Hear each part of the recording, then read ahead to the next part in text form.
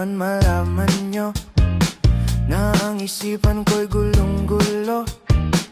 Nagtatanong kung susundan ko siya dahil ang puso ko ay nabihag niya.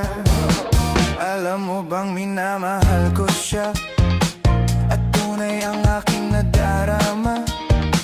Kahit ako'y nagmumukhang tanga, ay ayos lang basta kasama siya.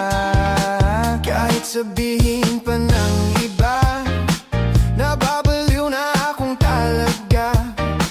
Kahit mayroong ibang nagcha-cha-cha, nagrurumba, nagsasalsa. Pwedeng sabihin nyo to sa kanya, ang puso ko'y nahihirapan na.